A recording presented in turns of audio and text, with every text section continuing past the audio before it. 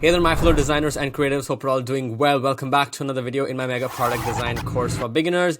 In this video, we're going to learn about how to become a good UI designer. This is going to be a very different video than the ones that I usually have. So hope you guys enjoyed. Before I get started, make sure to subscribe to the channel and leave a like on the video if you haven't done already. Okay, so this is actually a video. This is actually a presentation that I had made a couple of years back, and I had presented it. I think it was almost a year and a half ago. So it's an old presentation that I made, and basically I take you through what it takes to be a good UI designer. I'm not going to look at Figma. I'm not going to talk about, color codes and font sizes and stuff like that. It's more of a general understanding of what it takes to be a good UI designer, right? And most importantly, we're going to see how to become a pro UI designer. We're going to learn how to become a designer the pro way, right? So let's get started. So I came across this tweet, right? This was almost 2 years ago, where this person said that I'm a sucker for good UI skills. It's great that you've had 20 pages of case study and the user flow thought out, but did it translate into your designs? UI is a skill that comes only with constant practice, and those who have it have my heart, right? So what he's trying to say is that the outcome is as important as, or even more important than the process and all the user flows that you thought of, right? In the end, the outcome, things that users can see, is critically important, or else the process doesn't make any sense or is considered valueless, right? So that's the whole point. Okay, so now let's understand what makes a good UI. What does a good user interface contain, right? So there are two parts. So one is the looks, and the second part, I'm going to show you that a little bit later. This was made in Keynote, by the way, so there's supposed to be a lot of transitions, but I lost that file and I just have the PDF with me, so I'm just going to take you through the PDF, right? So the first part is looks. That's what makes a good UI. So what does looks contain? Looks basically contains colors, typography, spacing, and layouts. These are basically the four foundational concepts or building blocks that you need to make something look good. And when you go ahead and mix colors, typography, spacing, and layouts all together in the right way, then your interface is going to look good, right? That's the definition of what I mean when I say looks is important to make a user interface be good, right? Now, we know what is color. We definitely know that's something simple. We know what is typography. It is your font sizes and font weights. Then you have spacing between sections, spacing between elements. It could be spacing between icons or text layers, or between cards. It could be spacing between anything. And then the layout. How is the information ordered, right? That is like super important. So here's a screenshot from one of my favorite TV show, Friends, where Ross is basically saying that they should put some information in like huge block letters. If you've seen this episode, you understand why this was a very big incident in Friends and how this typography could have made a larger impact, right? So typography pretty much can fix 90% of the problems on your screen, even if you don't fix colors, spacing, or layouts, right? Just fixing typography fixes 90% of your problems. So let's move forward, right? So here is a screenshot that I have from Swiggy.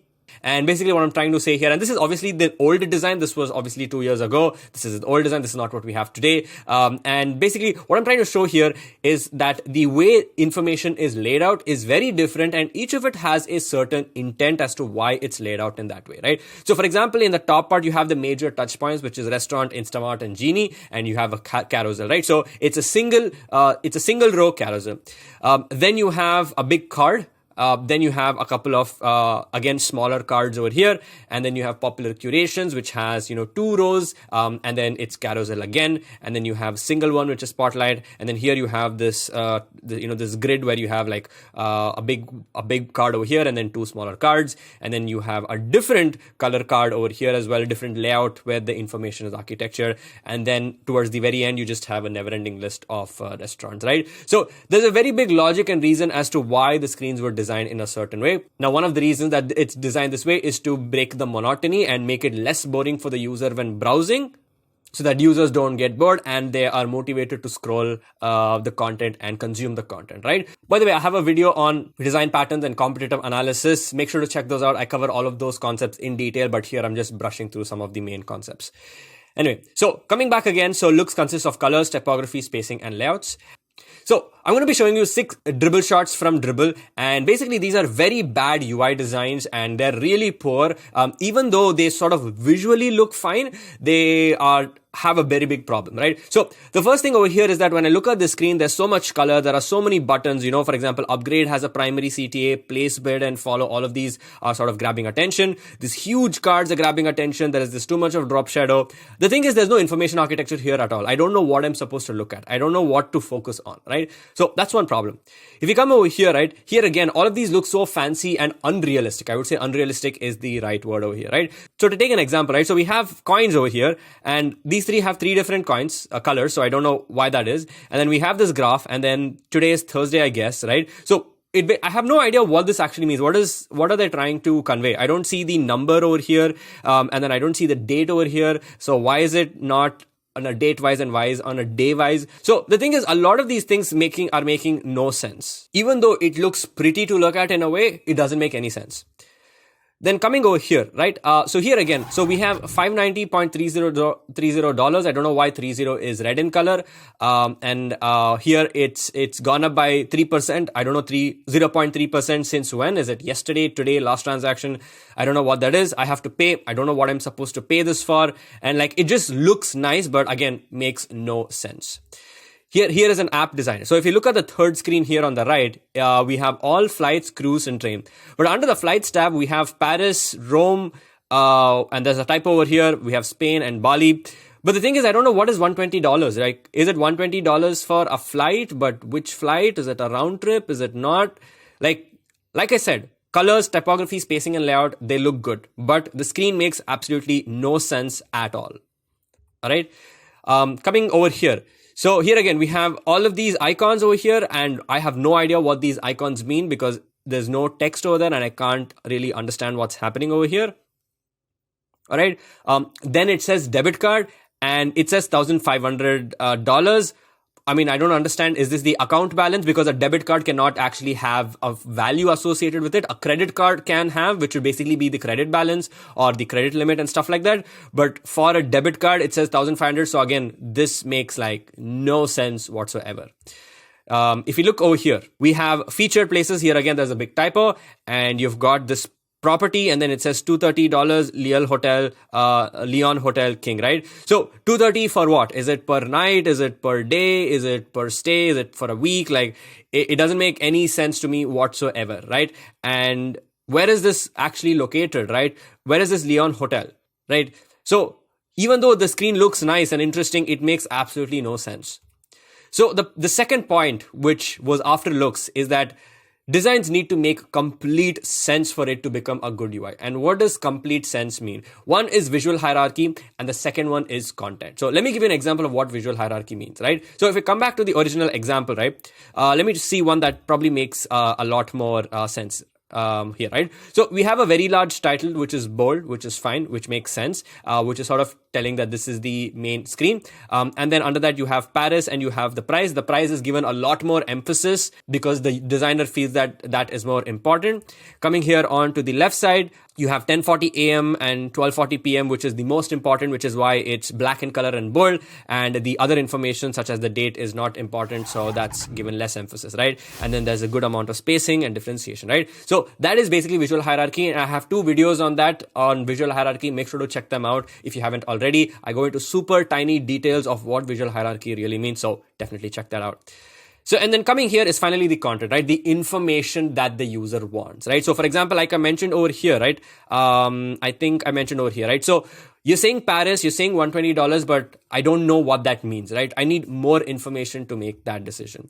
And here, $230 per what, right? On what basis are you saying this is $230, right? I don't know. There's a lot of information and data points that are missing. So basically, when you say makes sense that it's a combination of visual hierarchy, which has everything to do with UI, and then context sort of becomes information architecture, which is more of a UX concept in a way. It sort of overlaps with UI as well. So I can't just say this is UX and then this is UI. It's sort of a combination of both put together.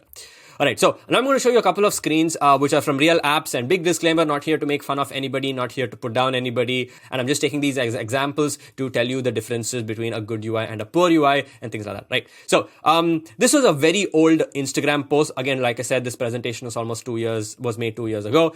So this was basically an advertisement or sort of a post that Zomato had put out on LinkedIn. And it basically said, design with the best creative minds, join our internship. And PS, this is not an opportunity. This is not a UI UX opportunity, right? So when you look at this, right, it makes sense in a way, right? Because they have some tagline, which is basically they're telling you can design with the best creative minds. That's cool. Then they're saying that this has something to do with an internship program, and then obviously the name of the company. And they're saying that this is not a UI UX opportunity, right? Now, the problem with this is that when you actually look at this on LinkedIn, right, this is how it's going to look, which is like super tiny and super small, right? And the problem here is that the most important information is not getting any attention whatsoever. Now, there's a very good chance that a lot of people are going to apply for this, assuming that it's also a product design or a UI UX opportunity, right? And here in basically, they are saying that it's not a UI UX opportunity. And there are two things, right? One is that it's not, and second is that it's related to UI UX. So this information can be easily missed because it has low opacity. It's not given any emphasis. And so basically a really good important information is missed out. And that means that people are going to miss it. And a lot of people might apply to this internship. The other information here is that this form needs to be filled by 7th August, right? So there's a good chance people might not read the description, right? They might read just this. And so when it says joiner internship, maybe it's important that this has to be accompanied by when the due date is also on the post, right? Because people want to know that, is this an old post? Is it a new post? Is the deadline over? Has the date for application started? Things like that, right? So what I did is I went ahead and just made a couple of changes, right? Again, I made this almost 2 years ago. I could have done a much better job. So basically I'm saying design with the best creative minds, joiner internship and apply before 7th August. And here what I did was I added a little bit of a darker red shade so that users can actually see that there is something there. And then I'm saying that this is not a UI UX opportunity, right? So here, instead of making it smaller case, lower case, and adding a underline, I just made it capital so that it grabs the user's attention and says that this is not a UI UX opportunity, right? So simple fixing of information over here and information architecture, putting the right content makes this a better design, right? I'm just here to show you a couple of examples of projects that I worked on. It doesn't really have to mean anything, but I'm just showing you how a realistic and a good UI would look like, right? Here again, I'm taking an example of Airbnb. And as you can see, right, for every card, there is so much of information and data points, right? It's the name of the entire property, the cost, the total, the dates, the ratings, and all of that, right? So here's another example, right? This is the subscription screen of Loom. And this is where design plays an important role, because on this screen, there's a very high chance that users are going to drop off because of many reasons. And one of the reasons could be that they don't understand which plan to go for, right? They don't understand the features, there can be issues. So to give you a quick example, right? There are 3 plans over here, and users are usually trying to compare and trying to find which is the best plan that they want to go for and understand the features and the products, right? So the thing is that it's so neatly organized and everything is so separated that it doesn't take much time for the user to find what they want, right? So first, most important, they want to know what is the price, right? So that's getting the maximum attention, right? And there's obviously annually versus monthly, all of that, but that's okay. And it's, and they very clearly mention that, any plan you take, you get a 14-day free trial, which is excellent. Then you have a couple of features on the left, and then you have a couple of features on the right over here. And, you see these dividers, and they've put them into boxes so that it's easy for you to scan and consume chunks of information one at a time. Now, the business plan over here says that it has everything in starter plus all of these things, right? So what that means is that they didn't mention all of these 4 plus all of these 4, right? They mentioned everything in starter plus all of this information, right? So it's very clear to understand that they get this as well as this and not just this 4, right? And then everything in enterprise is basically everything you get in business plus starter, right? And obviously business means starter plus business put together, anyway, right? So this is another example of where information architecture, good UI design, content that makes sense, and good visual hierarchy really matters. Right, so putting everything together, right, you've got color, typography, spacing, and layouts, and then putting all that together, you get visual hierarchy, and then you combine it with the right set of content, you end up creating a very good design. So the question is, how do you become a great UI designer, right? How do you, now that we know what is it that makes a good UI design, how do you become a great UI designer?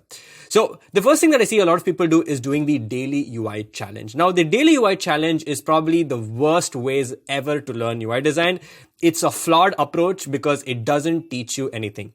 The thing is that with the daily UI challenge, you may be able to improve on this part of the thing, right? Where you just know how to use colors, typography, spacing, and layouts. But when you're doing the UI design challenge, there is no user that is involved. There is no problem statement that is involved. There is no user requirement and user story, which means you end up ignoring this part and you just focus on this, right? But like I said, you need a combination of all of this to put together, right? So even though daily UI challenge instills that sense of consistency, it doesn't work, right? Just think of this as an example where you're going to the gym. Let's say you go to the gym and then you lift, dumbbells of 5 kg every single day for the rest of the year. It's not going to do anything, right? There needs to be a system. There needs to be a process of growth, right? So daily UI challenge brings in the sense of consistency, but it's absolutely useless because it's not going to give anything fruitful in the end. So please don't do the daily UI challenge.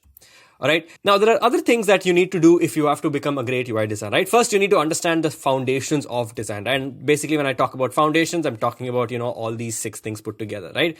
And then you need to know how to gather inspiration and how to actually take ideas from existing apps and products and then apply that. And of course, that takes a lot of practice. So you obviously have to practice. And then when you're practicing, you are iterating on multiple screens and multiple elements. And I'm going to take you through a couple of examples over here, right? So let's say we have this card over here, right? So we've got a couple of things, right? Where we're saying that it's a premium, premium location, or a premium house or whatever. And then there's some rating, and then you have the pricing information here as well, right? So this is one version of the card. So here's another iteration of the same card where I've given the word premium a little bit more emphasis. I've increased the font size of the price. I've added the location, and I've made this bold as well, right? So I'm playing around with a lot of the elements and seeing if there's a better iteration that I can do, right? Here's another one where there is no card as such. It's basically, obviously in technical terms, this is a card, but then it doesn't have any background. And I think this is a little bit more balanced over here because the rating is on the right. I've added color here as well, so it stands a little bit more.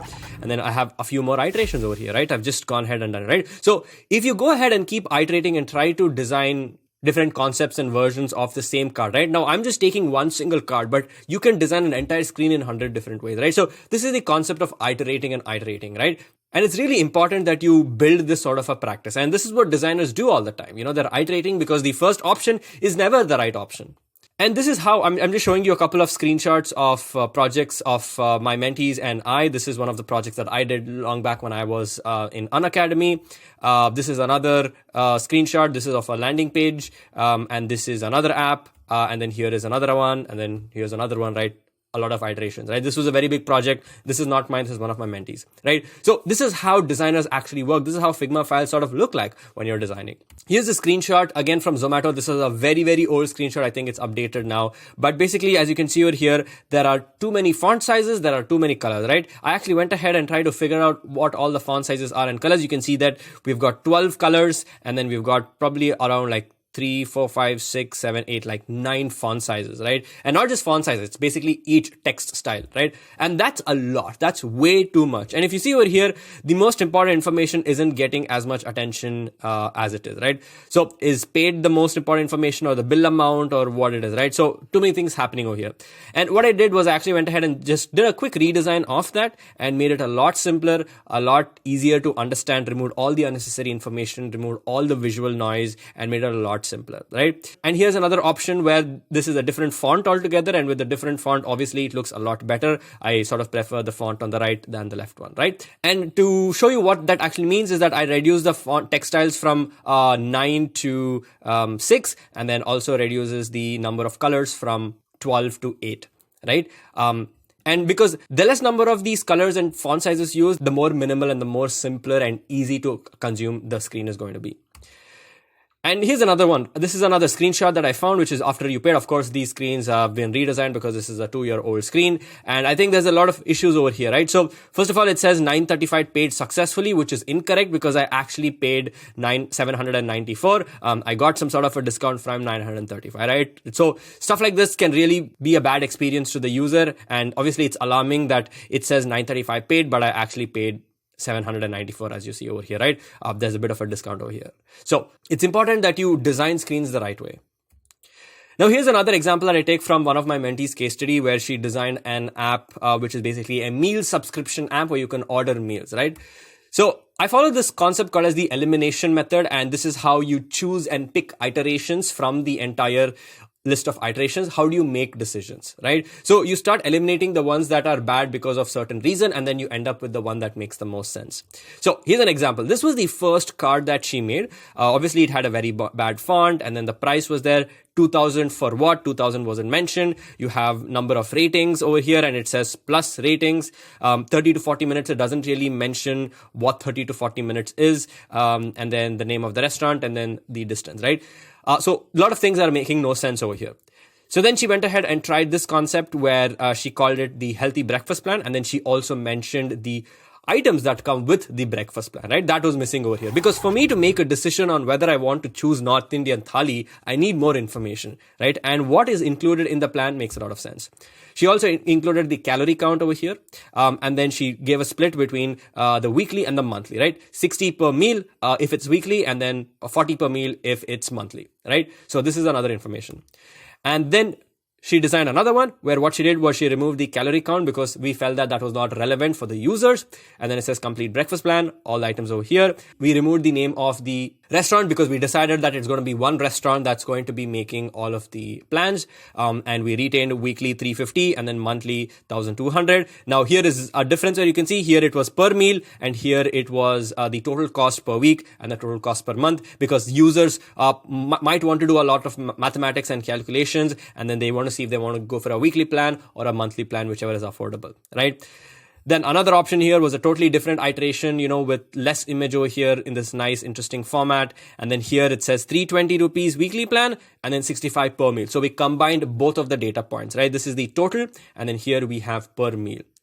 And then going forward, here is another version of it where we decided to come back to the full screen, like a big image, and then the rating now is getting a lot more attention over here, and obviously veg, non-veg, egg, that's also an important data point that was missing, so we added that. We also decided we would add the list of items in the title itself because it's a lot easier for the user to understand what is there, right? And also explaining weekly plan and monthly plan over here. But the problem here is that it's getting too text heavy. There's so much of information and it becomes really hard to make a decision, right? And obviously, as you can see, this card is like super huge, right? Then we decided to cut things down, make it a little simpler. So we changed the font sizes, we changed the font colors, and we called it veg and egg. How would it be if it was veg and egg, right? And then we mentioned 4.5, we're putting elements together. It's easy to scan. 455 per week, 1950 per month. We sort of reduced the emphasis over here, and then we're focusing on the fact that it is 65 rupees per meal. And we're also giving that breakup over here, right? And then we went with another iteration, which became the final iteration, where